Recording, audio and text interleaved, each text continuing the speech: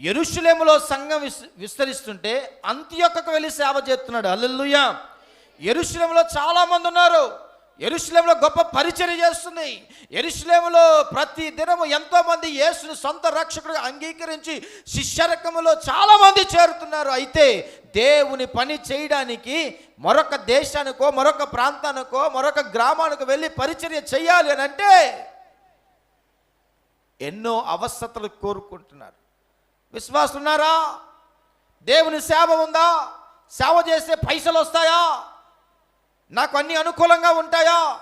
నా అవస్థతల్ని తీర్చబడతాయా అని ప్రశ్నించే ప్రజలు ఉన్నారు తప్ప కానీ పరిచర్య చేయాలన్న భారముతో ఉన్నటువంటి మనుషులు లేరు. యెరూషలేములో ఒక డిస్కషన్ జరుగుతుంది. ఆ సంఘములో చాలామంది సభ్యులు ఉన్నారేమో, చాలామంది పోటుగాలు ఉన్నారేమో, చాలామంది భాషలు మాట్లాడేవారు ఉన్నారేమో, చాలామంది ప్రసంగాలు చేసేవారు ఉన్నారేమో, చాలామంది సువార్త ప్రకటించేవారు ఉన్నారేమో. కానీ అంత్యొక్కలకు వెళ్ళి దేవుని సేవ చేయడానికి ఎవరైనా వెళ్తారని అంటే చాలామంది వారి అవస్థతలు చూపించారేమో, చాలామంది వారి కొరతలు ఎత్తి చూపించారేమో, చాలామంది వారి వ్యక్తిగతమైన స్వలాభము కొరకు ఆలోచించి ఆగిపోయారేమో. కానీ డిస్కషన్ వస్తే అక్కడ యెరూషలేము సంఘం అంటుంది బర్నబాను పంపిద్దామంది. హల్లెలూయా.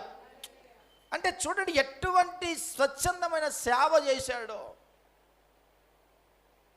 పిలిస్తే వెళ్దామనుకోలేదో, పదవులిస్తే పరిచర్య చేద్దామనుకోలేదో, గౌరవిస్తే సంఘములో ఉందామనుకోలేదో.